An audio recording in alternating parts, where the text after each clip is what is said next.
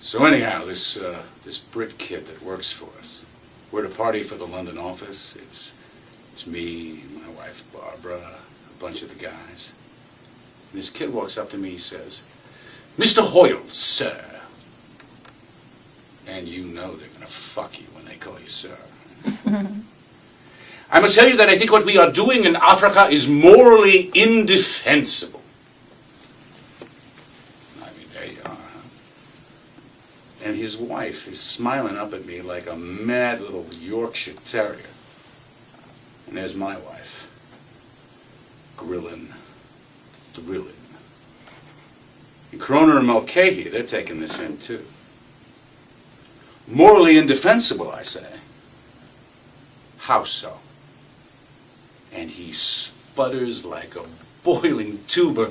"You've got saleswomen, for God's sake, running around dressed as nurses and nuns in hospitals in Lagos and Nairobi. You're treating baby formula in the third world as though it's tonic water, which it is not. Although by the time the mothers dilute it and give it to their children, it might as well be. You've got doctors on billboards, for Christ's sake, proclaiming, 'Iris and Rose is better than breast milk.' And the only reason you're getting away with any of it, Mr. Hoyle, sir, is because you are doing it in places where white people do not go on holiday."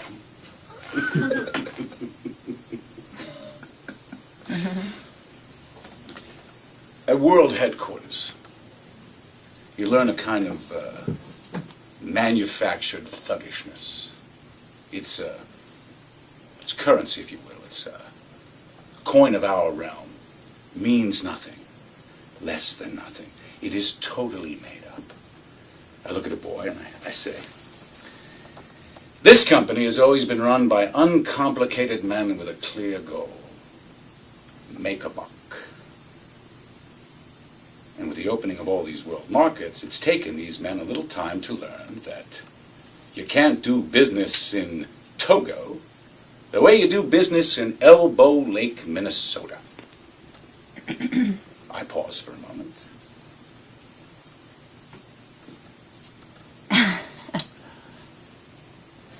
"Because in Togo, pal, things are different."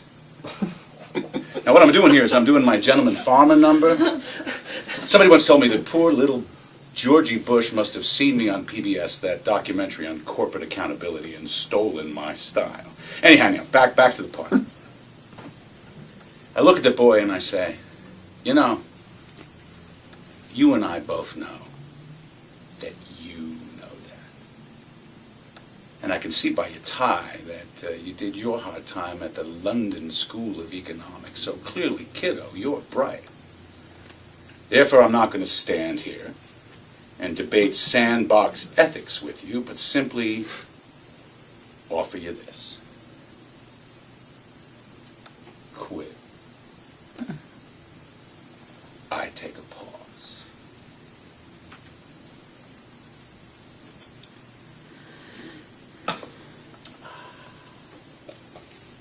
The room is glistening. It is limpid. I can see he's getting queasy. But I'm not about to let this cocksucker off the hook. And this is where I got Kroner and Mulcahy. If it is so morally indefensible for you to be here with us overlooking Green Park with your stout and your sausage on a toothpick, then this must be your resignation. And happy I am to accept it here and now.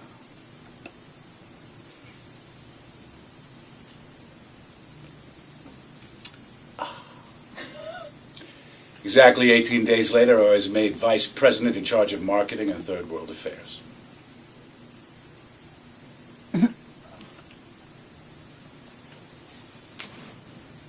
So how did you get here?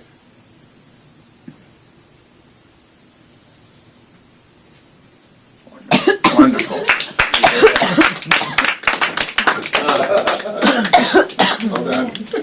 God, that piece is great. I could watch you do that piece once a class. Really good. I love it. When you're talking about Barbara, my wife, Barbara, that only comes from a guy who's been married for 20 plus years. Yeah. Do you know what I mean? Just like pain in my ass. Yeah, but you'd be lost without her. Yeah, of course. Do you know what I mean? Just think of what the playwright says. He says she's thrilling. Yeah. She knows what's coming. A line like that comes from the experience of a lifetime. And you have the experience of a lifetime. If they ever do a biopic about Harvey Weinstein, you're playing the part.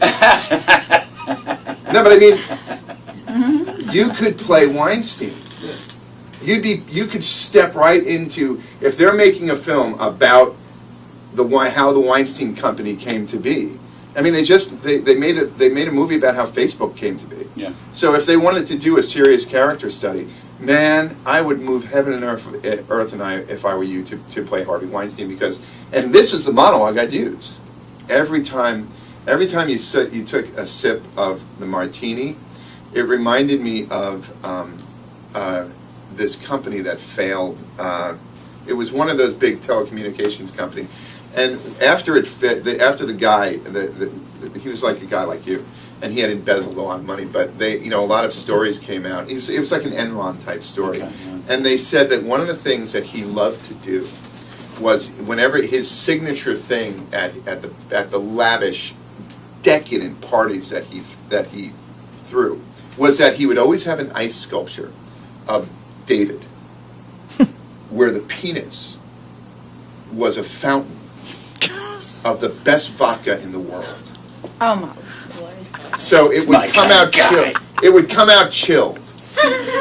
Do you know what I mean? And then it would come out chilled, and then it would circle back around. And if somebody wasn't drinking at that moment, it would land into this ice basin, and it would come back around, and the vodka he described it as the most perfectly chilled, perfect vodka, the most expensive vodka on the planet. And it just kept on circulating. So I can just see you going there with your glass and filling it up from David's penis and coming over. Just the way you were enjoying it was so kind of just, it was so kind of,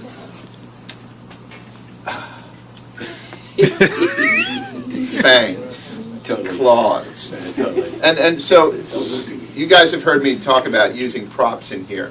If you're going to use a prop, use it. Use it correctly.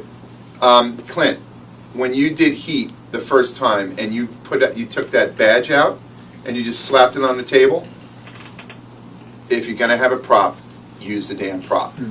That was it. That was great. Thank you, Steve. I love it. Thank you guys.